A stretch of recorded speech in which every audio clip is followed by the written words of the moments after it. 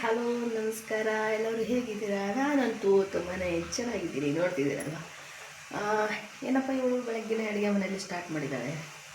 Okay, ಇವತ್ತು ನಾನು ಒಂದು ರೆಸಿಪಿನ ತೋರಿಸೋದಕ್ಕೆ ಇಷ್ಟಪಡ್ತೀನಿ. ಏನಪ್ಪ ರೆಸಿಪಿ ಅಂದರೆ, ಇವತ್ತು ಮಂಗಳವಾರ ಆಗಿರೋದ್ರಿಂದ ದೇವರಿಗೆ ಒಂದು ಸ್ವಲ್ಪ ಏನಾದರೂ ನೈವೇದ್ಯ ಮಾಡಬೇಕು. ಸೊ ಹಂಗಾಗಿ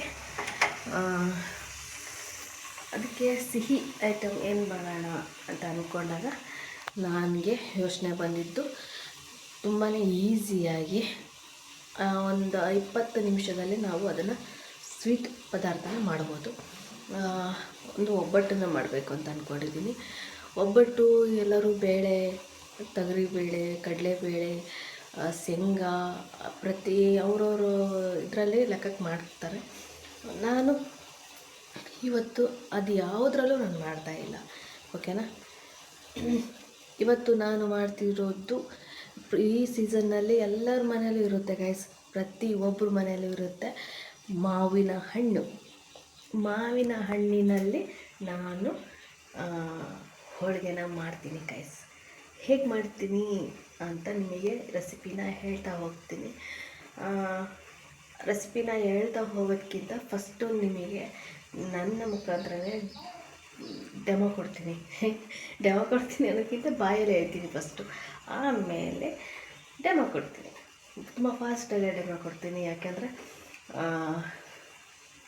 ಕ್ಯಾಮ್ರಾ ಹಿಡಿಯೋರಿಲ್ಲ ಅನ್ನೋ ಕಾರಣಕ್ಕೆ ಬೇಕಾ ಹೇಗೆ ಅಡುಗೆ ಮಾಡೋದು ಅಂತ ತೋರಿಸ್ತೀನಿ. ಅದಕ್ಕೆ ಬೇಕಾಗಿರೋದು ಐಟಮ್ಸ್ ಏನಪ್ಪ ಅಂದರೆ ಬನ್ನಿ ಹೇಳ್ತೀನಿ. ಹೂ ಸ್ಟಾಪ್ಡ್ ಯು? ನಿಮ್ಮನ್ನು ತಡೆದಿರುವವರು ಯಾರು? ಎಲ್ಲರ ಮನೆಯಲ್ಲೂ ಮಾವಿನ ಹಣ್ಣು ಇರುತ್ತಲ್ವ. ಮಾವಿನ ಹಣ್ಣು ಆಲ್ಮೋಸ್ಟ್ ಇವಾಗ ಈ ಸೀಸನ್ ಇರೋದ್ರಿಂದ ಪ್ರತಿಯೊಬ್ಬರ ಮನೆಯಲ್ಲೂ ಮಾವಿನ ಹಣ್ಣು ಇರುತ್ತೆ. ಸೊ ಆ ಮಾವಿನ ಹಣ್ಣಿನಿಂದ ರುಚಿಯಾಗಿ ಒಬ್ಬಟ್ಟನ್ನು ಹೇಗೆ ಮಾಡೋದು ಅಂತ ನಿಮಗೆ ನಾನು ತಿಳಿಸ್ತಾ ಹೋಗ್ತೀನಿ. ಫಸ್ಟ್ ಬೇಕಾಗಿರೋದು ಮಾವಿನ ಹಣ್ಣು. ಮಾವಿನ ಹಣ್ಣು ನಿಮ್ಮ ಮನೇಲಿ ಎಷ್ಟು ಒಬ್ಬಟ್ಟಿಗೆ ಬೇಕೋ ಅಷ್ಟು ನೀವು ಮಾವಿನ ಹಣ್ಣನ್ನು ತೊಗೋಬೋದು. ಮಾವಿನ ಹಣ್ಣನ್ನು ಕ್ಲೀನಾಗಿ ಬಿಡಿಸ್ಕೊಂಡು ಹೆಚ್ಕೊಂಡು ಅದನ್ನು ಮಿಕ್ಸಿ ಹೊಡ್ಕೋಬೇಕು. ಆಮೇಲೆ ಒಣ ಕೊಬ್ಬರಿ ಅಥವಾ ಹಸಿ ಕೊಬ್ಬರಿನ ತುರ್ಕೊಂಡು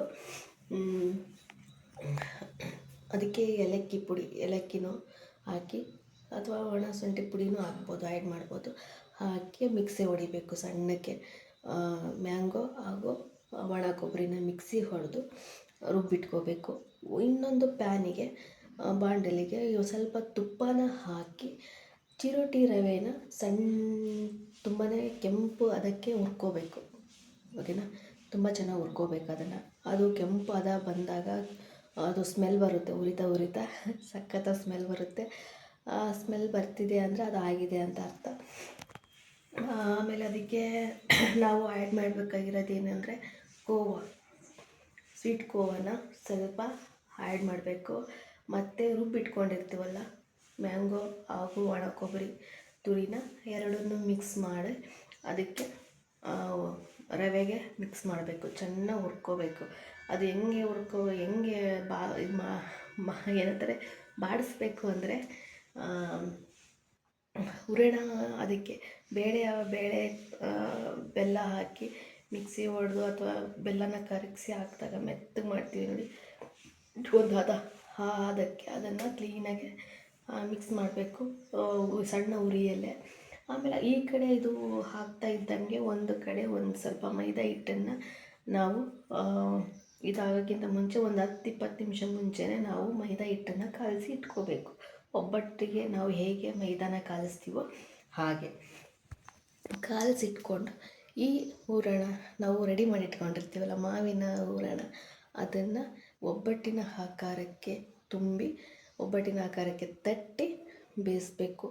ಸೊ ತುಂಬಾ ರುಚಿಯಾಗಿ ಆಗುತ್ತೆ. ನಾನೊಂದು ಸಲ ಟ್ರೈ ಮಾಡಿದ್ದೆ, ಅದು ಹೀಗೆ ಯಾವುದೋ ಒಂದು ಲಾಗ್ ನೋಡಿ. ಸೊ ನಾವು ಕೂಡ ಯಾಕೆ ಟ್ರೈ ಮಾಡಬಾರ್ದು ಅಂತ ಅಂದಾಗ ಮಾಡಿದಾಗ ಸಖತ್ತಾಗಿ ನಮ್ಮ ಮನೆಯಲ್ಲಂತೂ ಸಿಕ್ಕಾಪಟ್ಟೆ ಎಲ್ಲರಿಗೂ ಇಷ್ಟ ಆಗಿತ್ತು. ಮಾವಿನ ಹಣ್ಣು ಕೇವಲ ಒಬ್ಬಟ್ಟಿಗೆ ಶ್ರೀಕರಣಿಗೆ ಮಾತ್ರ ಯೂಸ್ ಮಾಡ್ತಾಯಿದ್ರು ಅದನ್ನು. ಇವಾಗ ಅದರಿಂದನೂ ಕೂಡ ಹೋಳಿಗೆ ಮಾಡಬಹುದು ಅಂತ ಗೊತ್ತಾಯಿತು. ತುಂಬಾ ಟೇಸ್ಟಿಯಾಗಿರುತ್ತೆ ಒಬ್ಬಟ್ಟಿಗಿಂತ ಅಲ್ವಾ. ಒಂದ್ಸಲ ಟ್ರೈ ಮಾಡಿ. ಇವಾಗ ನಿಮಗೆ ಆ ಪಿಕ್ಚರ್ ಹೇಗೆ ನಾನು ಮಾಡಿದೆ ಅಂತ ಹೇಳ್ತಾ ಹೋಗ್ತೀನಿ.